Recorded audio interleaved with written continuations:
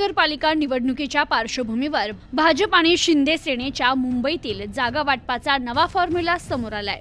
आगामी मुंबई महानगरपालिका निवडणुकीच्या पार्श्वभूमीवर गेली काही दिवसांपासून भाजप आणि शिवसेनेत जागा वाटपासाठी चर्चेच्या फेऱ्या झाल्या। मुंबई महापालिका निवडणुकीसाठी महायुतीचा फॉर्म्युला आता जवळपास निश्चित झालाय। त्यानुसार मुंबई महापालिकेच्या 227 जागांपैकी भाजप 140 आणि एकनाथ शिंदेंची शिवसेना 87 जागा लढवणार असल्याची माहिती मिळते। तर या महापालिकेत महायुतीतील अजित पवारांची राष्ट्रवादी काँग्रेस मात्र स्वतंत्र निवडणूक लढणार आहे। त्यामुळे भाजप आणि शिवसेना मिळून 227 जागा लढवणार आहे। याबाबतची अधिकृत घोषणा आता कधी होणार याकडे मात्र राजकीय वर्तुळाचं लक्ष लागलंय। Bureau report, news today 24।